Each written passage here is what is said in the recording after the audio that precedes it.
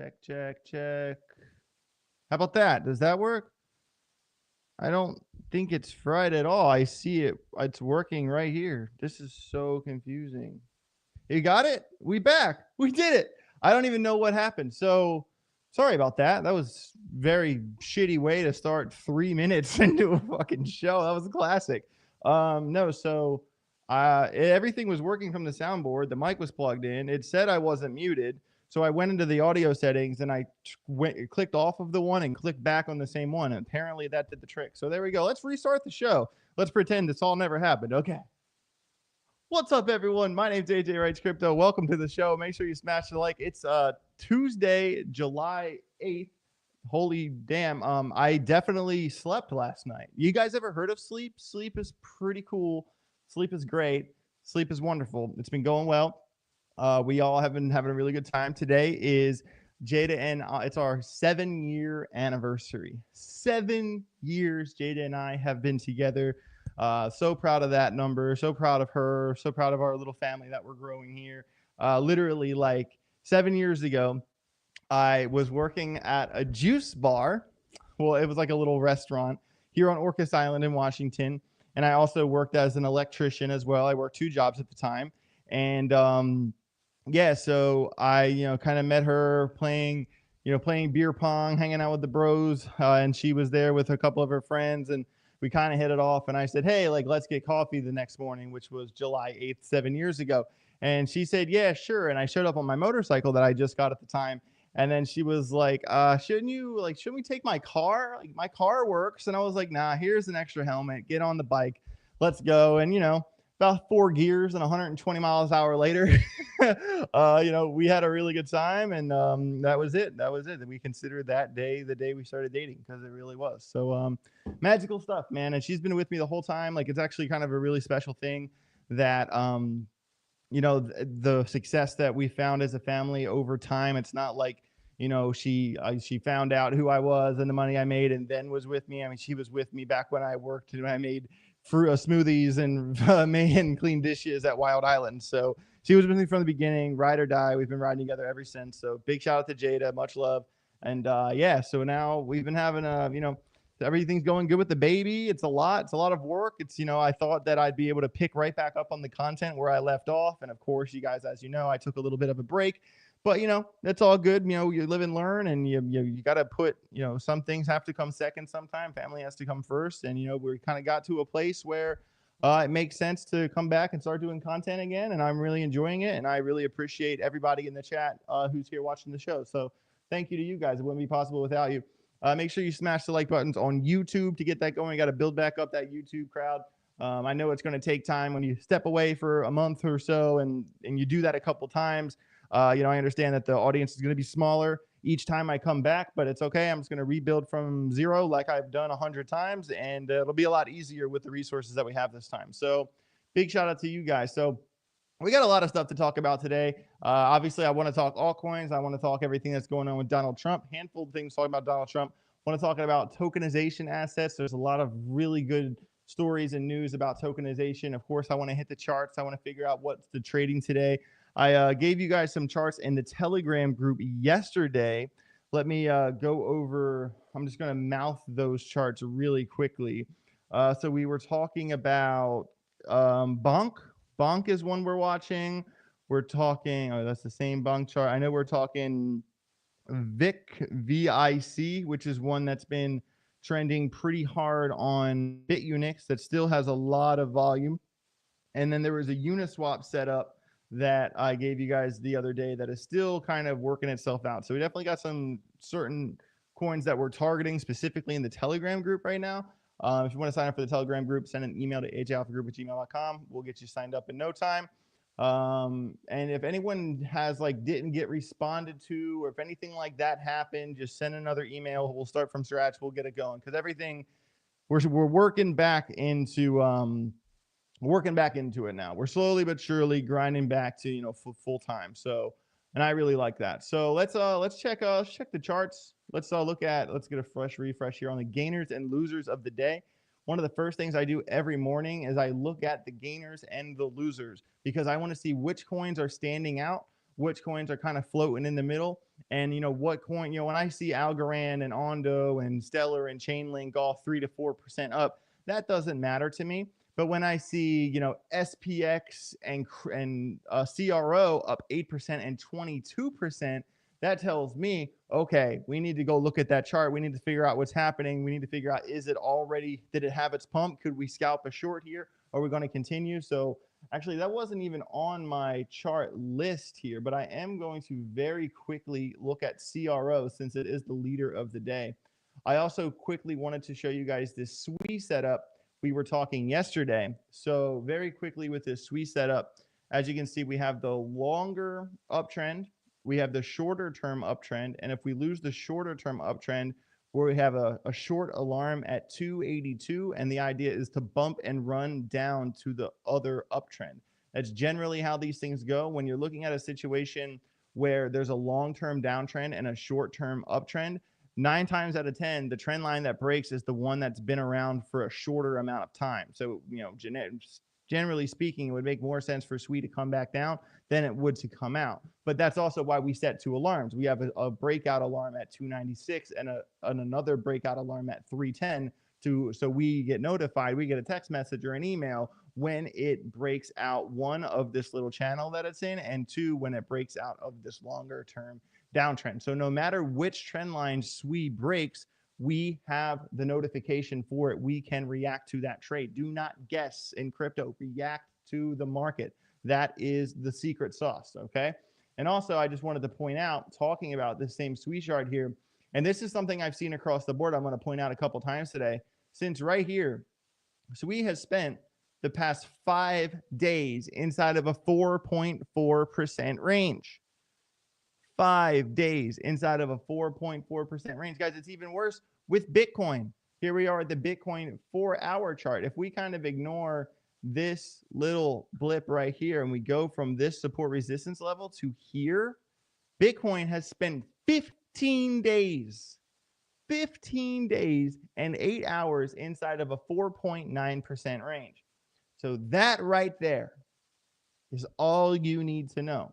It's really difficult to trade altcoins or Bitcoin or anything when Bitcoin has spent more than 2 weeks inside of a 4.9% range.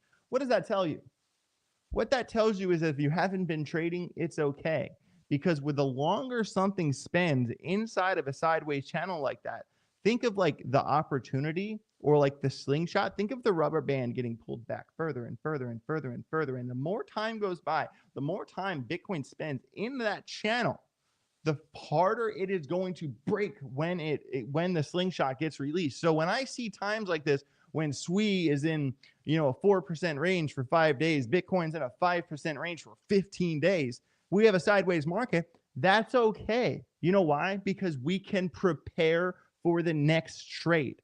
We can prepare the levels. We can set the alarms. We can kind of go like this. And when our phone dings, we know it's on. So this isn't the time you make money. This is the time you set up the trades that will make you money. So doing this homework and figuring out, you know, this 4.9% range here on Bitcoin, I mean, look at this. Let's just set the parameters now. And also, I do want to point out here on the 4-hour on Bitcoin, when CryptoFace told me he was going long earlier, I was kind of shaking my head because you kind of see how the momentum waves are kind of falling over, not even so much here, but kind of more recently.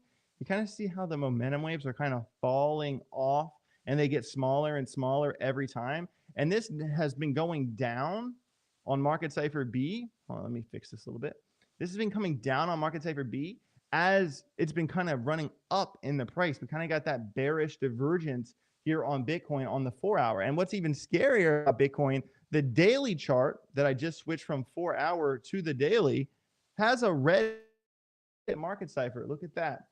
At the top of the RSI, and now you see this, how this RSI is starting to curve down like that. You see how this momentum wave is much smaller than these here as well. And also the green is decreasing in the money flow. And we just printed a red dot kind of postulating that that could be the top of that momentum wave.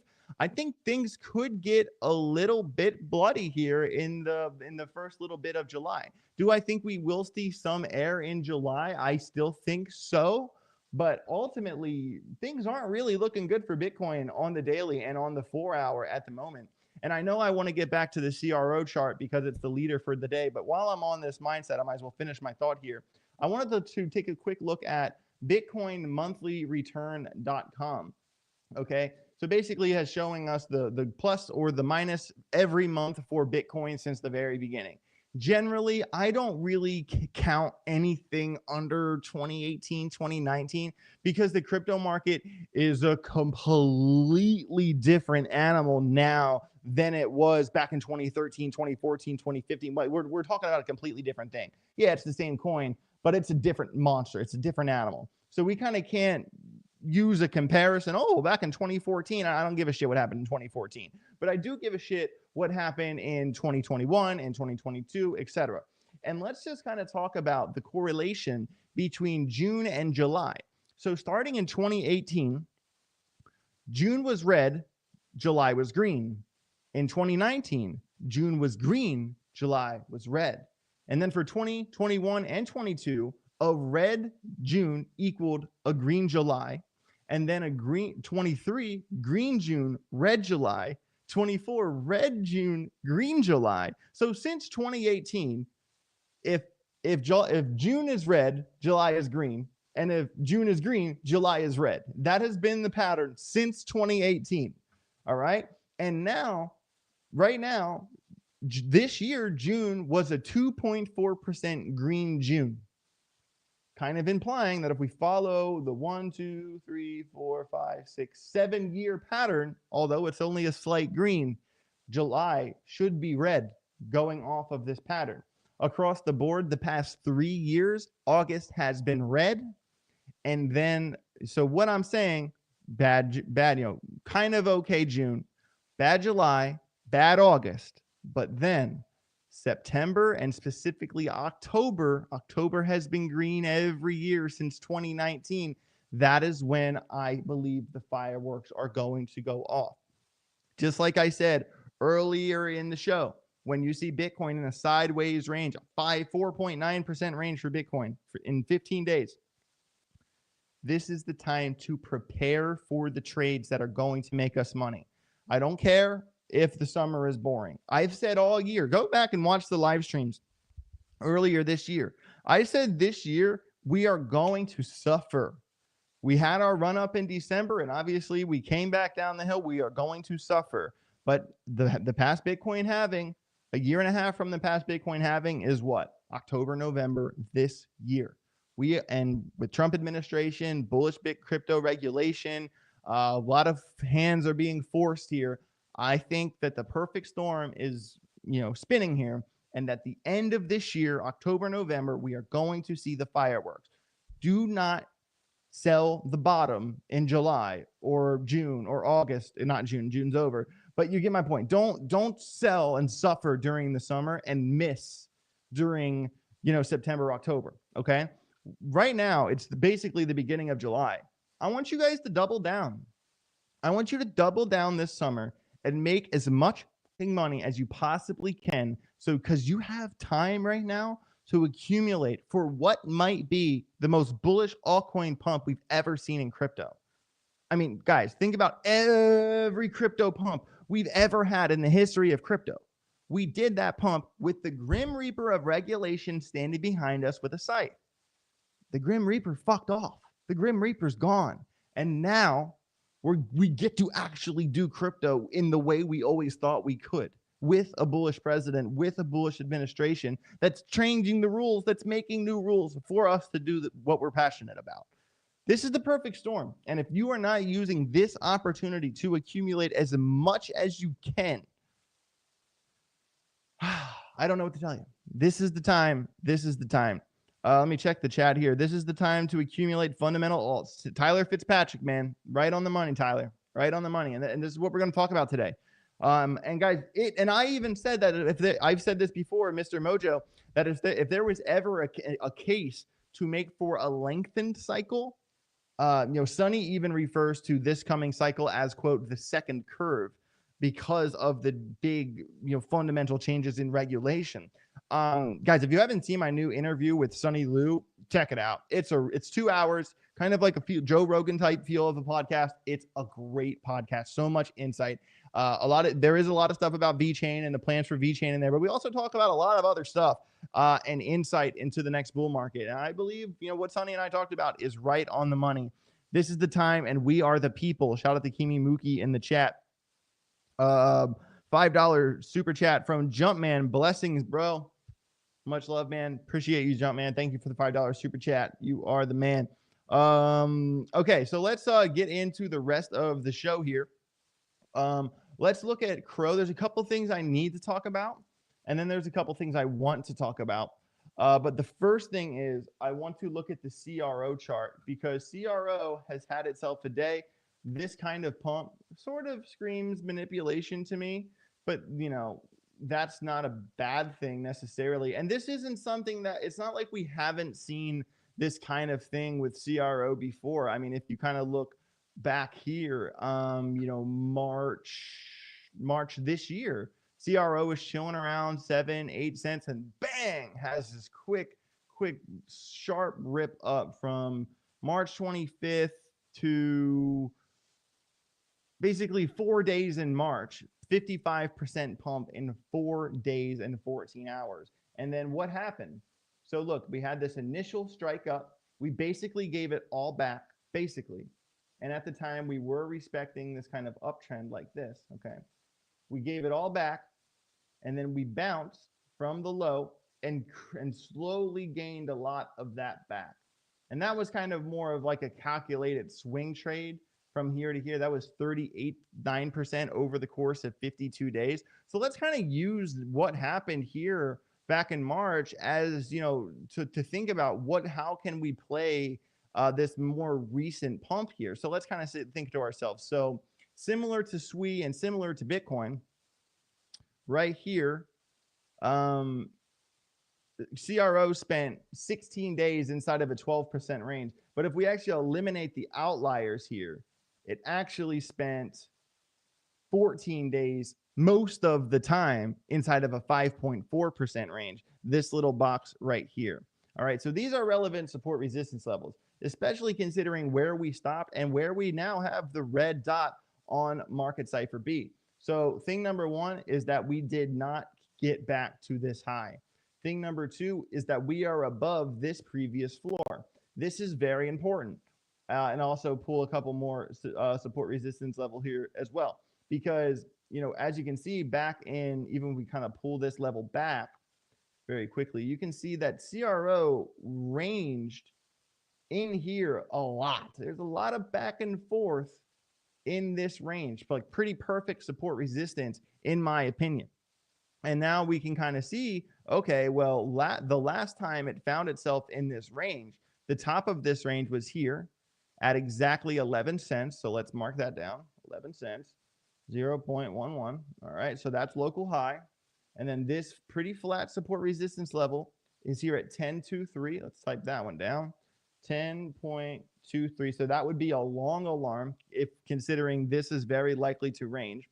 And then we also can't ignore this support resistance level underneath the closer one, because as you can see, we had a lot of rejections here and a lot of bounces and more rejections here. So this is kind of the more relevant support resistance level. Also notice that you see how every time it found itself in this box that it sharply went one way or the other. Why is that? There's no volume right there. Zero volume inside that volume profile, which is why it always quickly moves between these two levels. And those two levels are the top one being 0.96, and the second one being 0.093. So what we can postulate is that if this, say, it comes up, how this past one had its pump, came back down, right? Well, let's say, if the 9.6 alarm goes off on CRO, we might be able to target this volume node gap back to 9.3, which would be a 3.39% trade. So that is certainly something I'd be looking for. with Suede right now. And generally, I do not care what happens in this range. I care about what happens when this range breaks. Do not guess, react to the market. That is how you make your money. So that is what's happening with the leader today. It is pretty cool to see CRO, bounce 24% in 14 hours. And this right here, this pump, if you missed this pump, it's because you didn't follow this chart. I didn't follow this chart, but if I did follow this chart, I would know, hey, it has been trading in this box. I'll literally kind of make a box here for you. This rectangle. Okay, we've been trading in this rectangle for however many days. Let's just say roughly, 17, 16 days. And anytime, just like on the Bitcoin chart, when you get the box, let's get the box out for this one. So Bitcoin has been May. So like this box here. Okay. How long has this one been again? I think it's a bigger one. Yeah. So Bitcoin, so this is zoomed out. Bitcoin has spent the better part of 62 days inside of an 11% range. But the more recent range I'm talking about is actually this one. I incorrectly drew that. It would be this box. Pull this down here. Pull this down here. Okay. So this is what happened with Crow is now what's happening with Bitcoin. 5.1%, 15 days has been inside this box. So what we're going to do, we're going to set the top alarm for Bitcoin. 110,441, so 110,441. So that would be the top end of that range. That would be your long alarm. And the bottom end of this range would be 105.12, 05012. Let me get my comma in there. Okay. And if you want to get nifty, this little box right here, this line has been the recent low. And this level is 107,313. Okay, so what does that mean? So Bitcoin, although it spent, the past 15 days inside of this 5% box, it has actually spent the past 6 days inside of a 2.6% box. All right, so this is even getting smaller and smaller. So as time goes on, it's found itself in a smaller and smaller range. So what we can deduce is that if the plan here is that we're going to alarm 110 for the long, 105, but 105 actually becomes a target because our short alarm, because we're tightening this range here, is actually 107,313. And if, say, we come back down to this range, we short from here to there, that would be a 2% short that you can target. So there are some good numbers for you guys, some good trade setups for CRO and for Bitcoin. Definitely go back and watch the stream yesterday. I gave you something similar for Suede, for XRP, for Solana, a handful of other ones as well. So let me check the chat here for a minute. Yeah, the bots, dude. I don't know what's going on with the bots, dude. It's bad like that. Like, it's not just my comment section. I mean, it's the same for, Crypto Face, Altcoin Daily, Wendy, everyone with the crypto channel on YouTube gets, oh, don't you want to buy Lavarium? Like, don't you want to buy X914XCY? Everyone's talking about it. That's just the way it is. It's super annoying. It's nothing I'm doing. They just target YouTube channels, crypto YouTube channels, and they hope a handful of mouth breathers will research their shitcoin, and unfortunately they do this because some people fall for it. So just know better, okay? Down and Moonbound. What Whiskey Benton Hellbound? Is that a play off that Hank Williams Jr. song? I think it might be. AJ, do you think we'll see an alt pump like December 24 and a retracement before a blow off top?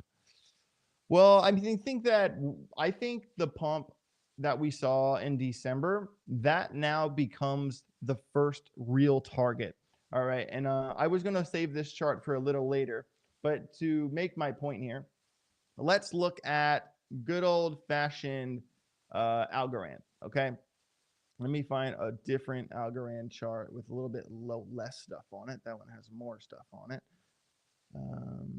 Okay. Let me pull this up. So big shout out to Algorand, a media partner of this channel. So obviously Algorand's tokenomics situation has drastically changed since we saw this, $3, 280, whatever pump back in 2021. All right, so so I would kind of ignore a lot of this. This all doesn't really matter to me, because just like, you know, talking about looking at the Bitcoin monthly chart, how the years in the too far behind don't matter. I think now that is the case for a lot of altcoins, since the tokenomic situation has altered as much as it has, and the volume profile is really not helping us on this time frame. So what I would say is that when you're talking, you know, altcoin season, you need to kind of go back and look at what were the previous tops. So the 2024 high of 33 cents, and now we're talking the 2025 24 high, the end of 24, early 25 high of 61 cents. And notice that that top was actually support, did not, you know, get there to support resistance. And so you got to kind of think to yourself, okay, well, from where we are now, couple things. One, Algorand has been, you know, kind of respecting this uptrend, ignoring this uptrend. It has not gone lower than 9 cents.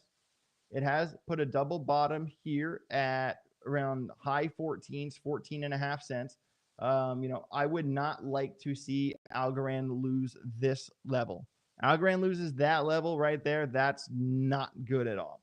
But say, you know, we kind of continue sideways throughout the summer, because really, if you kind of look at it like this, Algorand has spent the past 133 days inside of a 65% range. And obviously, the smaller the time frame gets, the smaller the range gets. But the point here is, one, we are still in kind of this descending triangle. So the point of intersection is coming here pretty soon by, let me kind of zoom in on this to kind of give you perspective. Oops, did not mean to draw that line. Okay, so by August, let me kind of draw this a little bit better. Yeah, right around there. So really by the end of this month, Algorand is going to have to break out of this downtrend or break down from this alarm. And this alarm is really one we don't want to see go off at 14. So basically, if you see Algorand under 14.5 cents, like 14.2, 14.1, it put in a lower low from here. That's really not what we want to see here.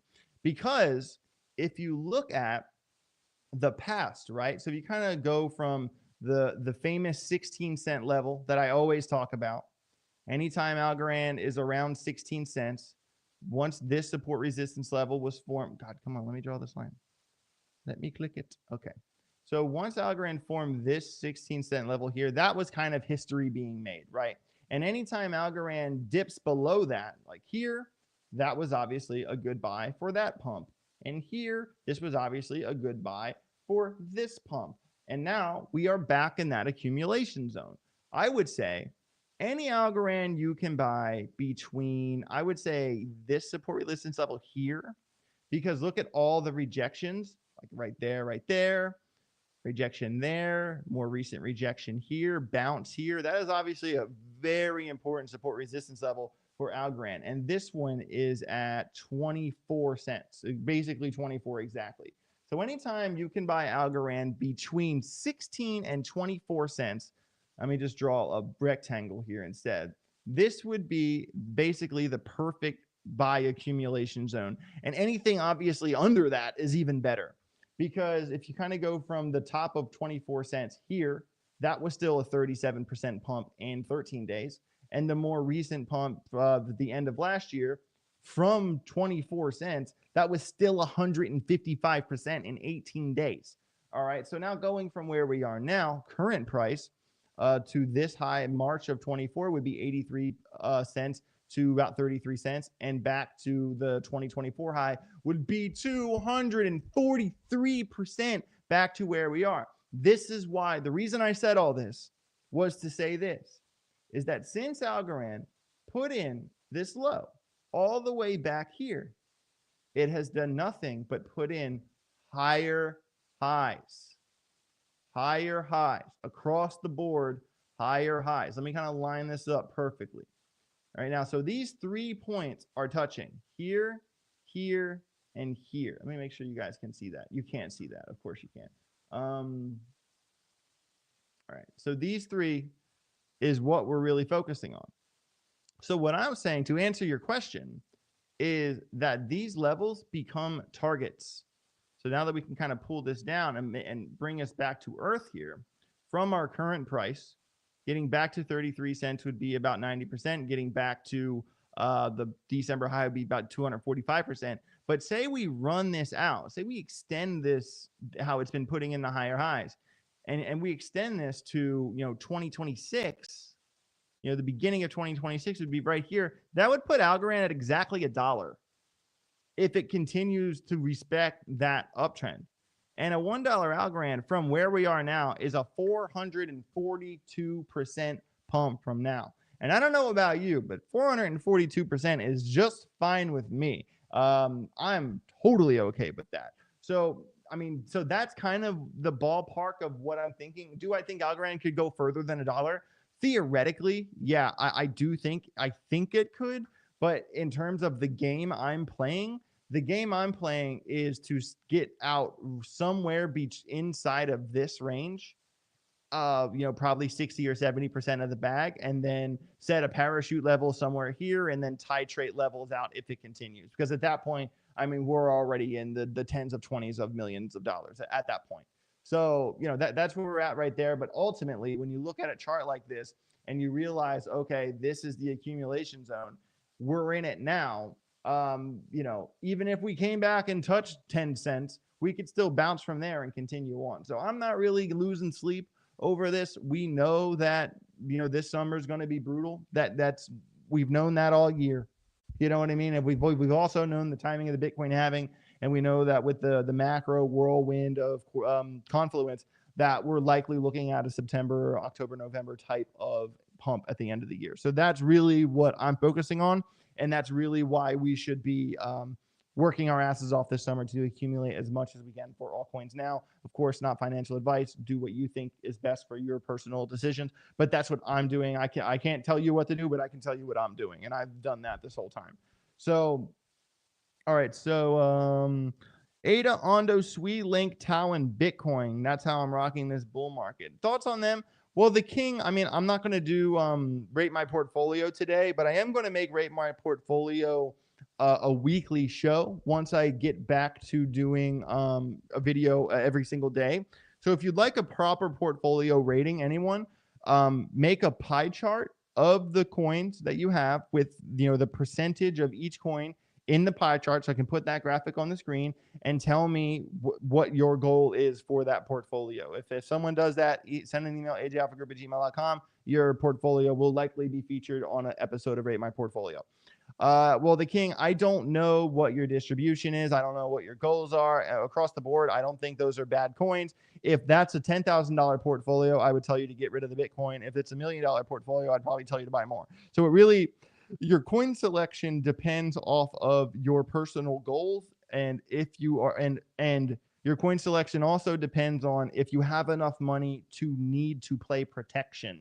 That matters as well. Because if you only have 20 grand, 50 grand, and you're swinging for the fence, holding Bitcoin right now is a waste of time, unfortunately. And I hate, people get me wrong when I say that, but I say that because, all right, this is why I say that, because let's look at Algorand, for instance. So here we are from the low right here, Algorand's low, summer low in 2024, to that high. Algorand pumped 522% in 118 days, 522% during 2024. That's 5x, ladies and gentlemen. That's absolutely bonkers. Now, why would I say to not hold Bitcoin? Okay, because let's play the same game. Okay, so in 2024, from the low, we'll even go from this August low all the way down here. Let me pull this over so you guys can see it. All right, that line right here, this line is the beginning of 2025. Okay, that's why that's there. But if we go from the 2024 low here up to the high, Bitcoin only pumped 120% in 134 days. And yeah, that is pretty good gains. And those are the kind of gains you want to see if you're holding a few $1 million. But if you're trying to turn 20 grand into 200,000 or 20 grand into 100,000, you need to be targeting fully altcoins. That's it. If you only hold Bitcoin, if it's either a generational wealth over 20-year period type play, or if you are trying to protect, because Bitcoin isn't as volatile as the altcoins. It'll kind of stay more, stay more neutral. So if you want the gains, you gotta go into the alt bag. It is that simple. Guys, make sure you please smash the like button, subscribe to the channel, all of the thing. Love me some Jasmy. Me too. I would love to see Jasmy wake back up, and I'm fairly confident that it will. I don't think Jasmy has seen its final day in the sun. Not at all. I have not looked at Plume yet. I don't really have thoughts on real estate projects. And the King, I'm not really doing rate my portfolio today, but if you'd like to send me a portfolio breakdown and send it to the email, I'd gladly do it in the episode. Okay, so the rest of the show, couple things I want to talk about here. First of all, shout out to Polymarket. Polymarket is a big sponsor of this channel now. I've been doing a weekly show called No Sweat Bets, where I talk about all the things all the bets I've been making on Polymarket. We've been killing it. Sports betting this year, I'm up over 200,000 on Polymarket. I think on Polymarket itself, I'm around 150, 160, somewhere in there. But sports betting altogether, up over 200,000 this year. And if you add poker in there, it's like 250. So I've been playing really, really good poker as well. But we kind of talked about the Wimbledon winner. And Carlos did advance. He did beat Cameron Norrie. And he was actually really worried about playing Cameron Norrie because it's a nightmare matchup for Carlos because Cameron Norrie is a lefty. So now I like Carlos Alcaraz's odds to win the Wimbledon men's championship a lot more because now he's in the final four. There are only two more people for him to beat. And he's been here before because he won it last year and he just beat the person he was worried about the most. So I think, put $1,000 on Carlos, that's $1,700. Put $10,000 on Carlos, you'd make a little over $6,600 there. So that's what I will be doing. I did mention that one in No Sweat Bets, but I wanted to bring it back up and to also say if you want to get involved with Polymarket, you will have to run a VPN, but click the link down below, get yourself signed up, get involved on the action. I mean, Polymarket just signed a partnership with Twitter a couple of weeks ago. Like, this is the world's largest prediction market. It doesn't get more legit than this. And I'm so grateful to be a part of their team and to be a lead ambassador of their team. It's I'm the only person, crypto KOL type person, doing a weekly Polymarket review, let alone one that's profitable in the six figures as well. So this is a partnership that I earned, and it's a partnership that I'm very proud of. And thanks to all that to do. And there's a lot of really good stuff to talk about. Very quickly, I talked about UFC Fight Night. I will be betting Texeria over Derek Lewis. That will be this Saturday. New York mayor election, Zohran Mandani. I will be going for him. The ceasefire. I said no to the ceasefire yesterday at 50%. The odds have gone up since then because we are one day closer to July 15th. I think that's easy money. I don't think the ceasefire will end by July 15th. I'm still saying no to the Elon register the American Party. I don't think they're going to register it by July 31st. For F1, I'm still saying Oster Piastri is going to win the F1 Drivers' Championship. I've said that this whole time, and I'm still sticking by it. Zootopia comes out in November. Minecraft is the leading opening movie weekend of the year at $160-some million for the opening weekend. And I don't think any of these movies are going to beat Minecraft's numbers that it already put on the board this year. If any of one could, it would be Zootopia, because Zootopia comes out on Thanksgiving. It's a Thanksgiving family movie that everyone might go to the movies and watch on Thanksgiving. I just don't think Zootopia is going to top Minecraft, because Zootopia's first movie didn't even beat 80 million on its first opening weekend. So it really comes down to these two horses, but I'm sticking with Minecraft, win or lose. That's how I feel. I believe that is a no sweat bet. And I also am saying yes to, I think XRP will hit 2.6 sometime in July. Right now, XRP is at 230.5. So we need to see XRP get to 260 would be here. Oh, let me get my lines. 260 would be right around here. That's where XRP needs to get to by July. I think that it is likely. But the thing is that if, I don't know, I'm not going back on what I'm saying. I'm not very confident on that one. I'm always obvious about my degree of confidence. And if we're talking Bitcoin, you know, Bitcoin is demonstrating signs of bearish divergence. Bitcoin did print a red dot on the daily and has spent the past 15 days inside of a 4.9% range. So Bitcoin will have to cooperate with us at some point in this month. But do I think XRP can get up there 13% in over the course of July? That's what I said on the show, and I'm sticking by it. But big shout out to Polymarket. Much love to them. Got to give a shout out to sponsor of the channel, Suede AI. If you don't know what Suede is, they are revolutionizing music and blockchain together. Basically, you can make a record label with one click. You can write a song with one prompt.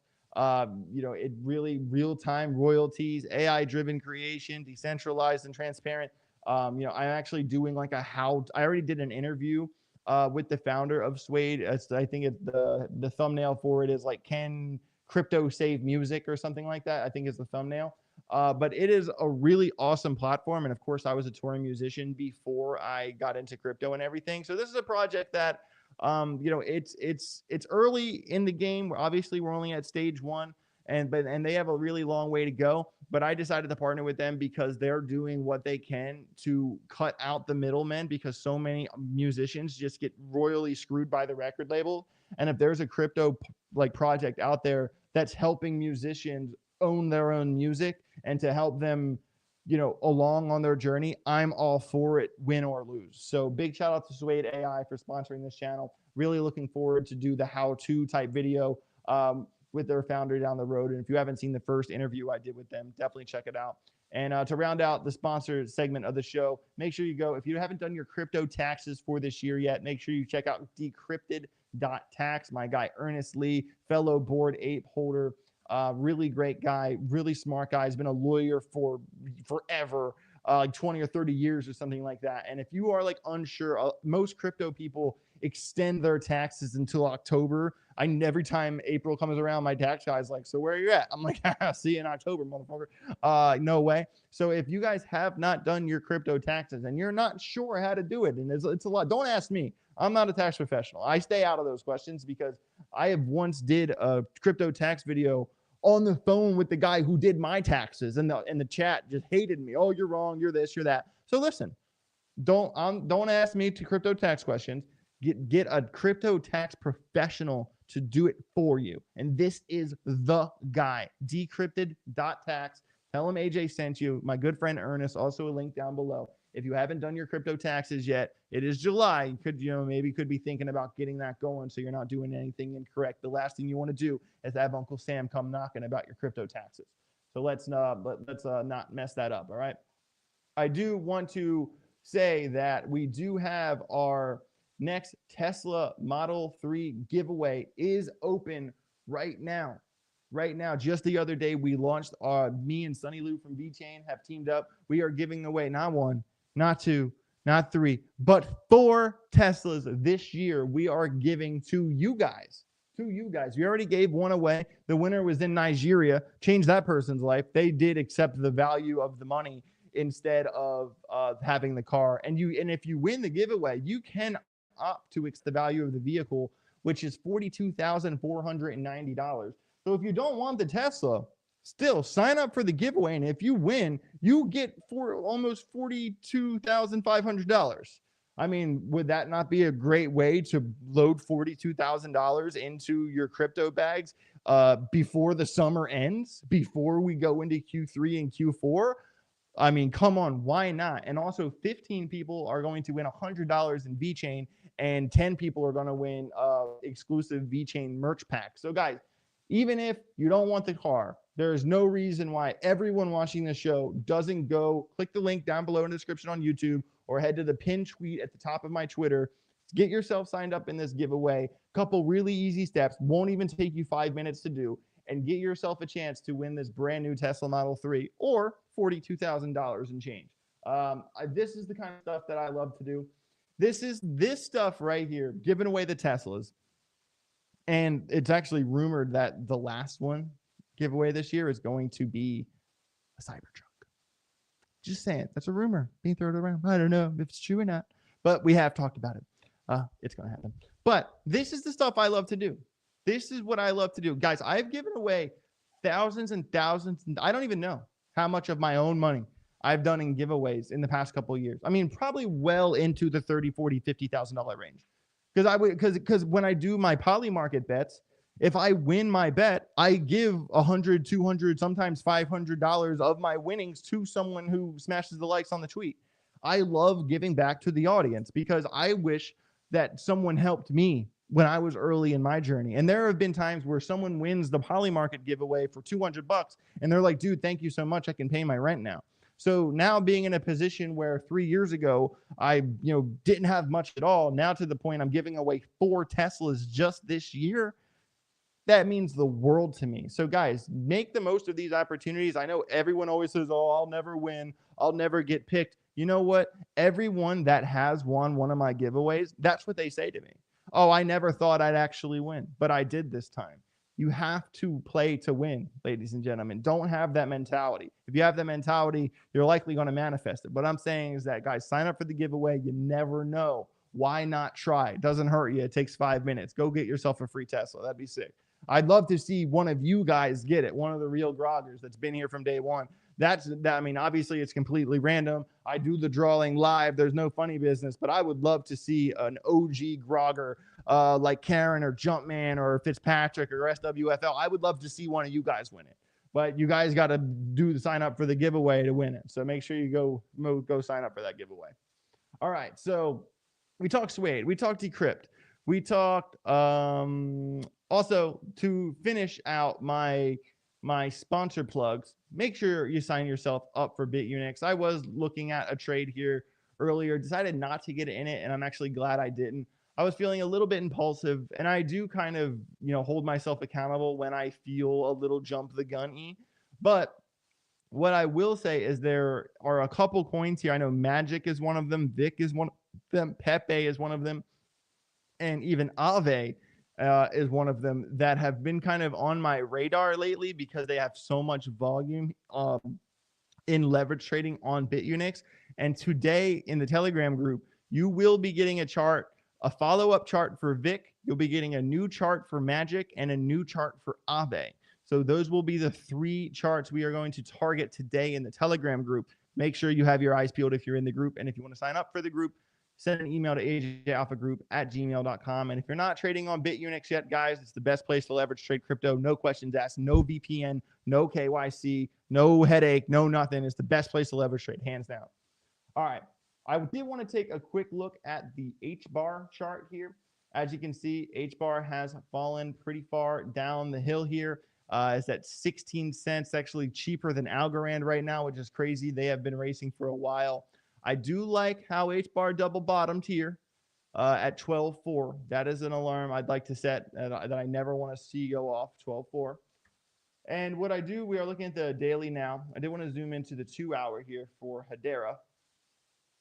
And guys, am I still bullish on H-bar? Some of you might be wondering. Hell yeah is the answer. It was the top 2 performer in the previous run-up. I made a bunch of money off H-bar last year. And guys, it is respecting this kind of local uptrend here. And it's kind of forming, kind of the walls are kind of closing in on this wedge. So I would be really, obviously similar to Algorand, similar to Bitcoin, similar to Suede. H-bar has spent the past 6 days inside of an 8% range, a little bit bigger range for H-bar than some of the other coins. But a couple alarms I'd like to inform you guys about. Of course, this local high right here, which the price is very close to at 16.2. That's a very big alarm. That would be a long alarm for H-bar. And then I would also like to bring your eyes to this local low, which also is perfect support resistance from this previous high. This low here is also pretty important, and we'll get to that one in a minute. But this one, this more recent low is more important because that's a perfect floor ceiling support resistance level right there. So 16.2 is our long alarm. And then this alarm here at 15.6 might become a confirmation for the breakdown if it breaks down. If it was to kind of go out of this uptrend and then break 15.6, that would be a confirmation short. And also very similar to Bitcoin, this one's a 2-hour, but look at Market Cipher. Look at how H-bar is coming down the hill here on the oscillator. Okay. And it did just enter the red as well, a couple days ago. See how it went from green to red here, and it's also now coming down in the VWAP. So things are not on Market Cipher. They're not looking the best. We are still above the 50 EMA on the 2-hour, and that is strong. But I do just want to point out that as we drew the downhill here on the oscillator, the chart has been going up. So we do have long-term bearish divergence here on Hedera, on H-bar. So guys, I want you to alarm this wedge right here like I did. I want you to set an alarm at 15.6. I want you to set an alarm at 16.2. And if we break down from 15.6, that's where this level will come into play. That would be 15.1. I'm just going to say it out loud. 15.1 would be target 1. Right here, previous double bottom at 14.2 would be target 2.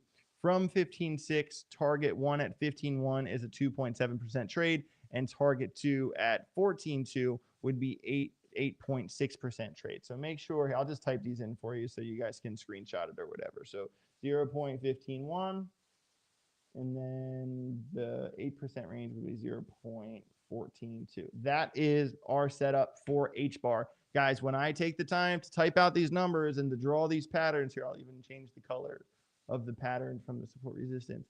When I take the time to do this, of course, I do like hearing myself talk, but I also want you guys to write this down. I want you to be aware of these setups.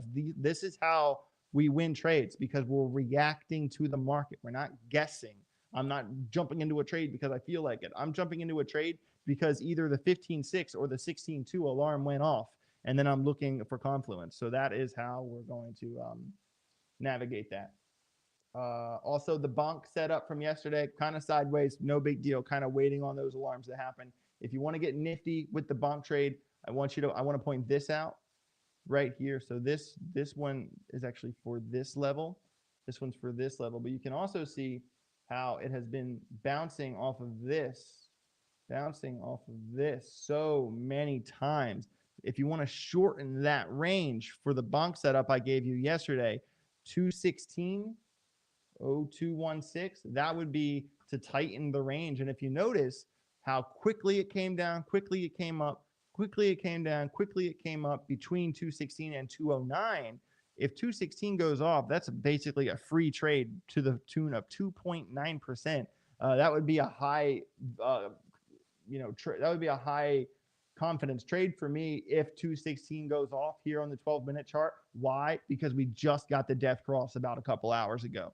So stay aware of that 216 alarm we added to the bonk chart. Want to talk about Donald Trump here for a little bit. Trump's Truth Social plans new crypto ETF with Bitcoin, Ethereum, Solana, and more. So Trump Media has filed for a crypto ETF covering Bitcoin, Ethereum, Sol CRO, which pumped heavily today. That might have something to do with it, and XRP. The ETF aims to simplify investing by bundling top cryptocurrencies into one single tradable product. And guys, we are talking baskets here. Baskets. And what do I always say about baskets in the stock market? Baskets in the stock market constitute of 70% of the volume in the stock market. It's very rare stock market people think crypto people are crazy because we're buying one single asset at a time, where they buy 10, 20, 500, S&P 500 things at a time because they like overall basic exposure. It's safer, it's less risk, more diverse. Baskets. And once crypto has baskets right and up and to the right, that's what's going to happen to all the charts once that function is possible. So, Trump is betting big on crypto here, a big bet on top coins. According to the filing with the SEC, the Truth Social Blue Chip ETF plans to directly hold 5 major cryptocurrencies. The breakdown shows 70% of its value in Bitcoin, 15% Ether, 8 Solana, 5 CRO, and the last 2% in XRP. We still need the green light. For now, the plan is waiting for approval. The SEC must clear the registration statement and sign off on a special filing form called a 19B4. If approved, the ETF shares will trade in New York, and it will give access to one of the biggest U.S. trading floors for ETFs. Meanwhile, Yorkville America Digital is acting as the sponsor of the ETF. It's a new era of crypto ETFs. The timing of this launch is not random. Many believe that the SEC, under the new Trump-led administration, could take a friendlier approach to crypto before. That's already pretty obvious. Other big names like Bitwise, Grayscale, Franklin Templeton are also lining up to launch their crypto ETFs. Guys, this is literally launched by Trump media. This ETF is launched by Trump media. The implications here are mind-blowing. Mind-blowing. I don't know how. If you're not buying this accumulation zone for altcoins across the board, I don't know what to tell you. I don't know what to tell you. Other Trump news. Trump calls Putin a useless bullshitter, and he's considering economic punishments for Russia. That is absolutely insane. I know they kind of had this big cabinet meeting. I didn't watch it, but they're kind of talking about the economic sanctions.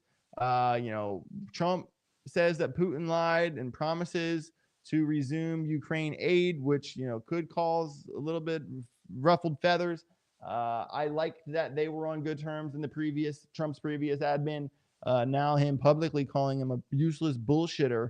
I don't really know if that's the best news. I don't really know what to take away from it. But in the same breath, I think people get the wrong idea with the economic sanctions, because the truth is, some people say right here, Trump claims that the tariffs have zero impact on inflation. And he continues to attack Jerome Powell for interest rate cuts, because the truth is that, yes, a year and a half after every Bitcoin halving, we have had our crypto bull runs, and we are counting on that for Q3, Q4 this year. But guess what? That timing just so happened to line up a year and a half after all of the previous Bitcoin halvings. At that time, we were always invariably in a phase of quantitative easing. We were printing money. The M2 money supply is tethered to the markets, and the markets, crypto is a risk asset. Every time one of my old colleagues used to say the stock market and crypto have nothing in common, I always wanted to fucking slap them in the head, because risk assets are risk assets. And they are both tied to the stock market. They are both tied to the interest rates. And if you don't see that, you're high on drugs. It's that simple. All right. So, and Jerome's gonna either give in or get fired. It's one way or the other. Here are some quotes. So Trump is saying the new CEA study, there's a new study from the CEA proving that tariffs are reducing inflation. Claims that tariffs are driving U.S. economical growth, jobs, and massive investments. And Trump urges Fed Chair Jerome Powell to slash interest rates immediately. Trump has said the tariffs have zero impact on inflation. Jerome Powell has been whining like a baby. He's whining like a baby in his crib. He's whining like a baby, everybody. He's whining like a baby. And he is doing that.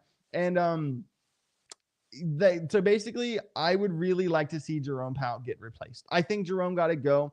I think if Jerome stepped out like a man and hiked interest rates and said, hey, we're losing our battle against inflation. We might enter a recession. We have to hike interest rates. If he took a hard stance and did that, at the expense of crypto, at the expense of the stock market, at the expense of the everyday working American, I would respect that more than him fucking sitting there and doing nothing. Jerome Powell's done fucking nothing. Pause. Why? You're doing nothing. Like, you realize that's what he's doing. Nothing. So I would rather take a chance on slashing, and he's not giving Trump a chance to let his magic work. I mean, let's be completely honest about how skewed Trump's numbers from his previous administration were, because there are the numbers the media will tell you from the end of his presidency. There's those numbers that are in the gutter bullshit numbers. Why? Because there was his numbers before COVID, and then there was his numbers after COVID, and his presidency ended after COVID. So they say, oh, his numbers were shit, when actually, if you go back and look, the day before COVID, Trump's America was making money. And he can't do that if Jerome Powell keeps his balls in his vice. So basically what I'm saying here is that I'm fine with the tariffs, as long as the rest of the plan works out. And Trump needs interest to slash for the rest of the plan to play out. It's that simple. Jerome, you need to take a hike, buddy. You need to take a hike. And on Polymarket, right now, I think I can even show you. I think it's for the Fed to slash Fed decision in July right here. We're looking at a 94% for no change in July. And guys, don't sleep on doing the heavy 94% bet. Well, the volume isn't big enough to do what the guy did before, but the volume will increase over time. But even if you were to bet, $10,000 on no change, you would still win $627. And basically what happened is that although, it's probably we're not going to see a change. What happened last time, it was actually at 97 or 98%. And some guy put $2 million on no change and he made $68,000. I mean, that's a lot of $2 million is a heavy exposure risk to make 68 grand. But the fact that he knew it was going to happen, hey, he put his money where his mouth was. That is the strategy on Polymarket where you can make money. So certainly a lot to take away from there. Also want to talk about Ethereum. Sees the $6 billion tokenized funds as big players jump in. And guys, the whole tokenized funds, this is the talk of the town right now. This is where a lot of the money is going to come. Ethereum smart contract platform has crossed a major line. According to data shared by Token Terminal on X, the total value of tokenized assets on Ethereum now tops $6 billion with a B, $6 billion. That figures covers products from asset managers, fund houses, and blockchain firms. It proves institutions are treating on-chain finance as something more than a tech demo. Top firms drive token growth. BlackRock obviously is leading the pack. The world's largest asset manager holds the biggest shares of tokenized AUM, which is assets under management on Ethereum. Close behind Franklin Templeton, Wisdom Tree, Superstate, Apollo, and Ondo Finance.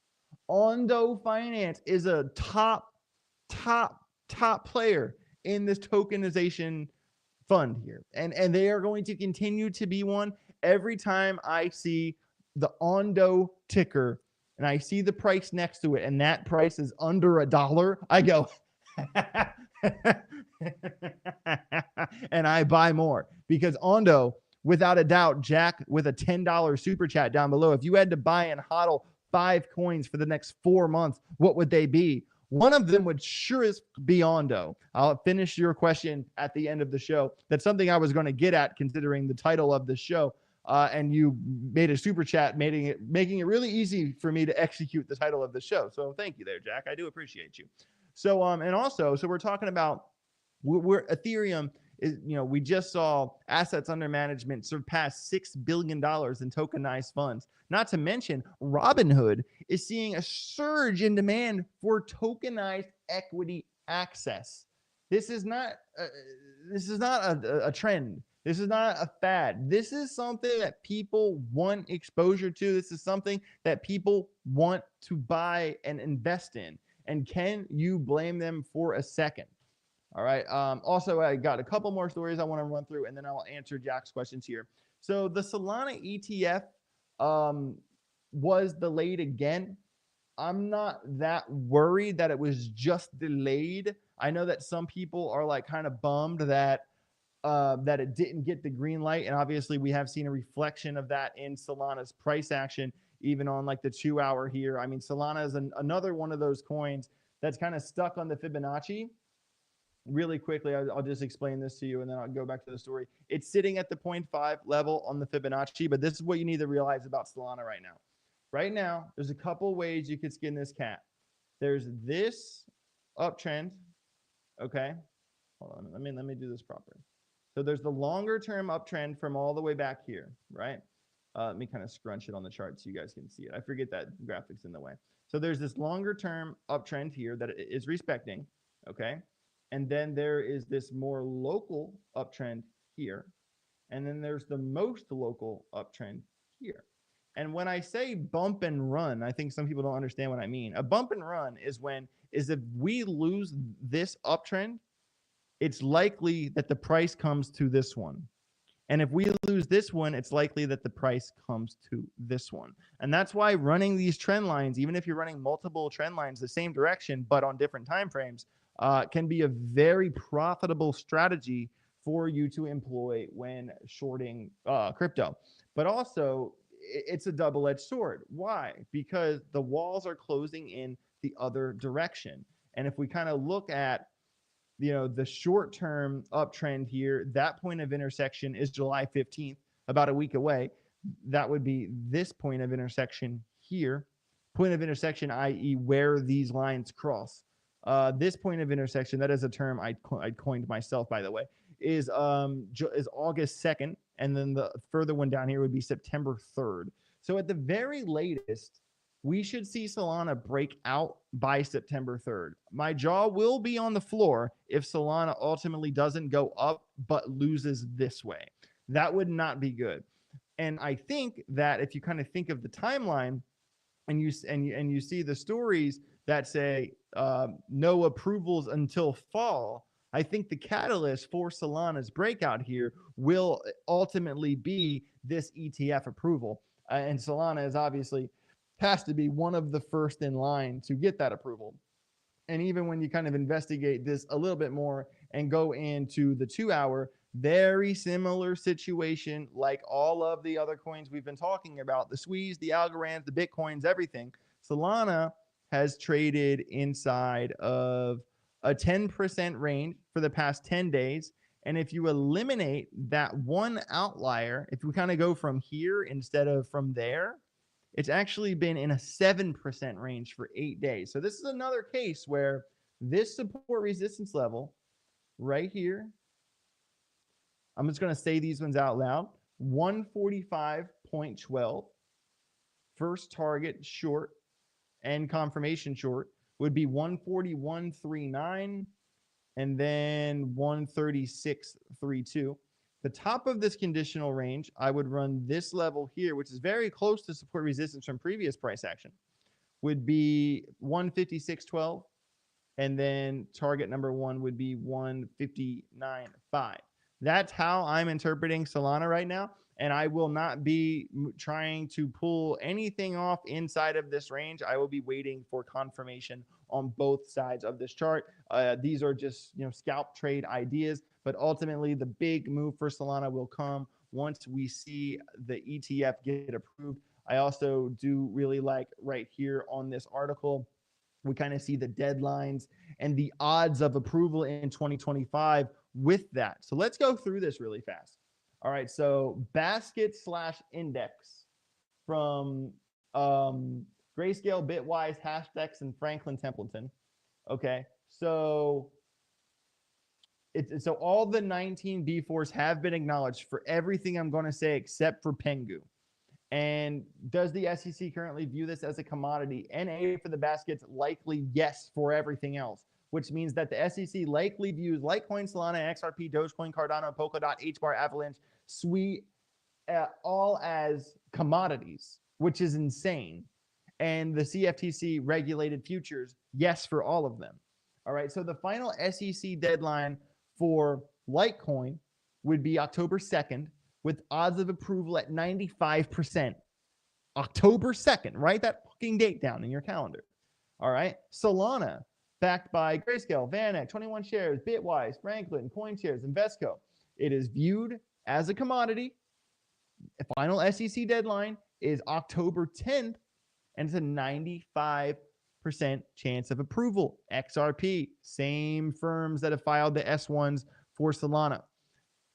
October 17th, also viewed as a commodity, 95% chance of approval. Dogecoin, backed by Grayscale, Bitwise, and 21 shares, viewed as a commodity, October 17th, 90% chance of approval. Cardano, put up by Grayscale, acknowledged 19B4, viewed as a commodity, October 23rd, 90% chance of approval. Polkadot would be November 8th, viewed as a commodity, 90% chance. HBAR by Canary and Grayscale, 1111, make a wish, because HBAR has a 90% chance of approval in 2025 for these ETFs to get approved. Lastly, Avalanche 12/12 just before Christmas, 90% chance of approval. And then Suede and Pengu coming in December 21st, Tron January 23rd, and Pengu March 12th have 60 to 50% chances of approval in 2025,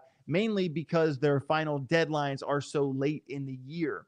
But if you look across the board for Solana, Litecoin, XRP, Dogecoin, Cardano, Polkadot, HBAR, Avalanche, all have higher than 90% chances to be approved for their ETFs this year. I rest my case, ladies and gentlemen.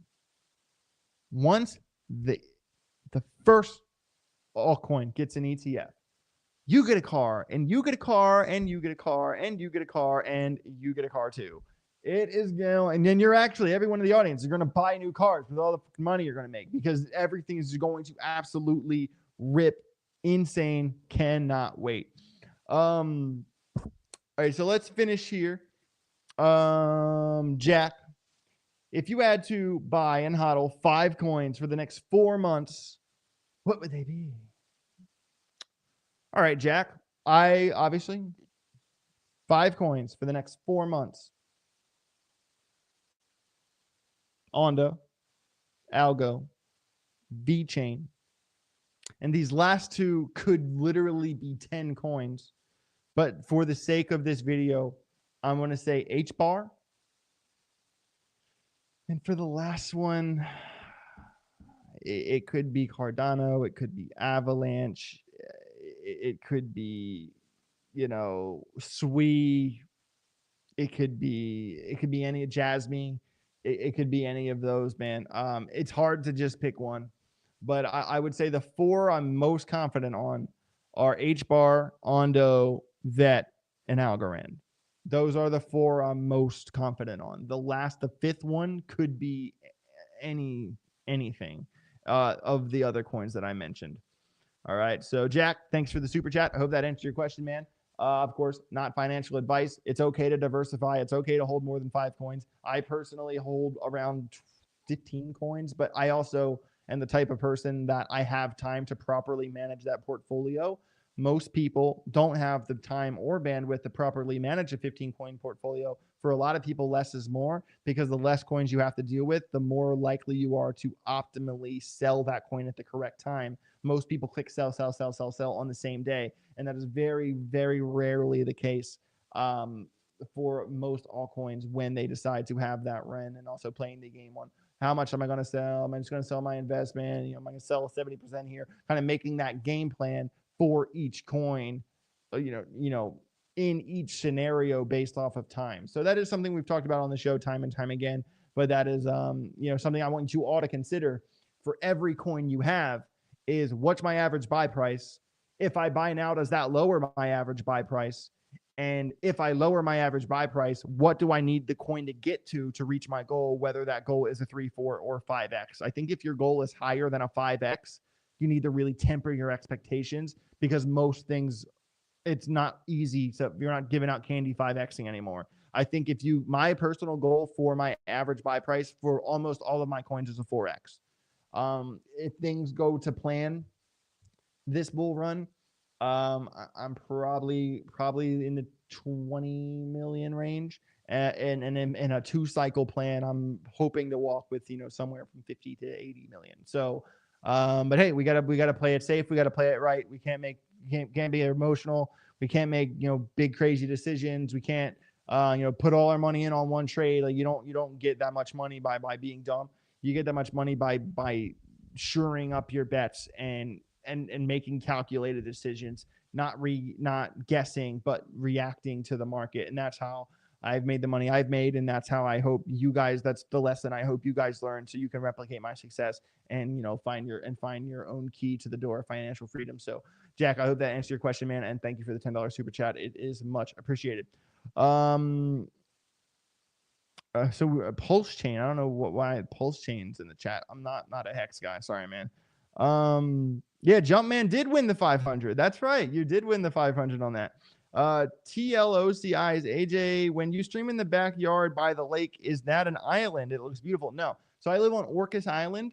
I kind of live on the dark side of the island, as they say. And behind me is the Puget Sound. It's a certain name for that spot of the Puget Sound, but generally, so in the top left-hand corner of America, if I look out like my back porch, like we're on the water, if I look out my back porch, that body of land is Canada because like it's the top left hand is a group of islands called the San Juan Islands, and we live on the largest one of them called Orcas Island, which is the horseshoe one in the middle.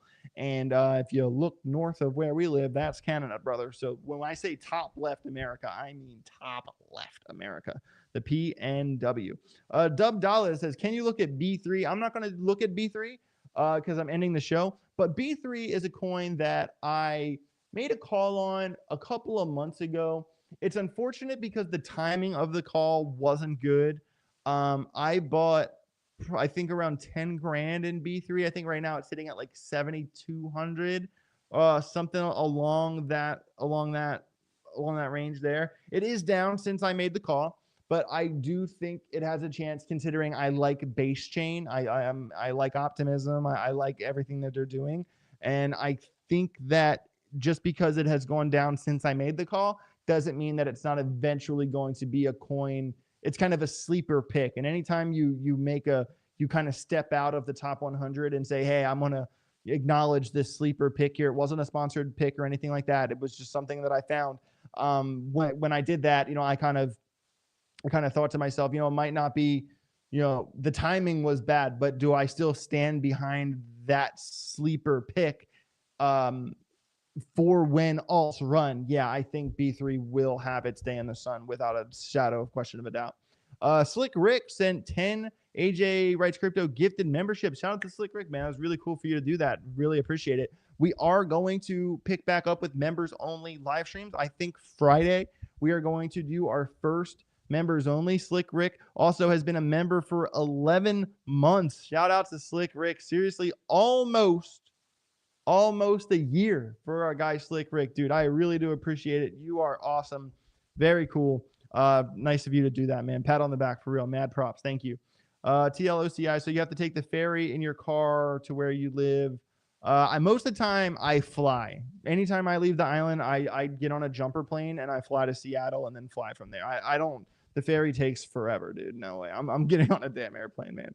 But yeah. So guys, there you go. I appreciate you all. I am going to sign off. It is Jada and I's our 7-year anniversary today. So I'm going to take her out for a nice dinner, hang out with the baby, and do all that stuff. We've been watching Stranger Things lately. It is one of my favorite shows, but she hasn't watched it yet. So it's really fun to watch that show again with Jada, and she's really into it. So we've been enjoying that. So guys, also just want to take a second to say I really am grateful for everybody who's been around this whole time. I understand that, I have less viewers now than I did a couple months ago, but, I took a month off here. I took a month off there. Life happens. I'm a father now. I'm building my family. I can't always put content first as much as I want to. I can't. I'm only one person. I'm not making the mistake Ben made. I'm not hiring 50 people. I don't want 30, 50, 60 employees. I have a very close friend of mine that has a business that he has 150 employees, but at the end of the day, at the end of the month, guess who makes more money? I do. And I have one editor and 2 people that help me get deals. But that's not even really a big deal. You know what I mean? So I run a skeleton crew for a reason. And although the skeleton crew equals less content, it's fine by me, because at the end of the day, this whole thing is about building my family, creating my nest egg, making my money, which I already have done and I continue to do. But now I got to a point where I'm giving away Teslas and I'm trying to teach you guys to replicate what I did. So although I can't, I'm not in a position to do as much content as I did before, I am building back to that. The goal is to get to a point where I do one pre-recorded video every day for a year. I do intend to double down on myself and double down on my content. But man, it's also I'm not upset for the time I taken away. yeah, sure, people will come and go, but also crypto's kind of boring right now. And I just had a baby. Like I don't need to stream, build, grind every day. I make a couple $1,000,000 and I have a baby. Like I'm going to enjoy the time with my baby. You know what I mean? So family first, guys. And I want you to remember that. And family first in the sense of once family first in the sense of when they need you to be there, but also family first in the sense of you have to be selfish with your time so you can build and make the money for your family. So sometimes you have to sacrifice your time for your family, and you also have to sacrifice your passion for your family. It's a weird thing about sacrifices. Like if you don't sacrifice for the things you want become the sacrifice. And I just really, guys, want you to think about that. And also, guys, I do want you to keep my dad in your prayers right now. He did have to go to the hospital this morning. He previously had a brain injury, a brain aneurysm, and had to get a pretty gnarly surgery. And it scared the shit out of me a couple years ago. And fuck, man. And it was a really scary experience. And now he's back in the hospital in Delaware, and he had a really bad headache in the specifically the back of his head, which is a really scary place to have that kind of headache. And I don't know if it's gonna be another surgery or what, but I am kind of freaking the fuck out over here. My dad is my best friend, and I just do want you guys to keep him in your thoughts and prayers. So much love to my dad. Without that guy, I wouldn't be here. I probably wouldn't be alive. I probably wouldn't have anything the things I have if it wasn't for him. So big shout out to Big Al. Make sure you guys keep him in your prayers. I'd really appreciate that. I'm going to go spend time with my family, go out to dinner for my anniversary. I love you guys. Thank you for being here, each and every one of you. Without you guys, this whole fucking thing would be impossible. And that's why I'm so grateful for you guys. And that's why I give back to the audience as much as I do, because like you guys are the reason I have this channel, the reason I have all these sponsors next to my name, and the reason I do what I do is because of you guys. So if I get an opportunity to either make $250,000 or to use that money to give a bunch of vehicles to people in my audience, yeah, I'm going to give the money back to my audience, because without you guys, I wouldn't be here. So like if it comes down to greed or being selfish or selfless or whatever, I want you guys to know that, yeah, I made my money. Yeah, I did that. But at the same time, like I've reached a point where I want to give back to you guys. I want my audience to succeed, and I want to help as many people as I can. And that comes from a true place. That comes from an altruistic place in me, because I wish I had someone that helped me when I started my journey, because I was the sole writer for the #1 content creator in all of crypto at his peak, and not even that guy, then he didn't even do me any favors. So that's why it's so important for me to give back to you guys. So if you guys don't think for a second that that's not coming from the purest place in my heart, because it really is, and I want to help as many people as I possibly can. So guys, that's all I got. Pray for my pops. Get rich, get wrecked. Much love. See you guys tomorrow. We're going to live stream tomorrow. Put some stuff in the group a little bit later on, and we're going to do members only on Friday. Peace out.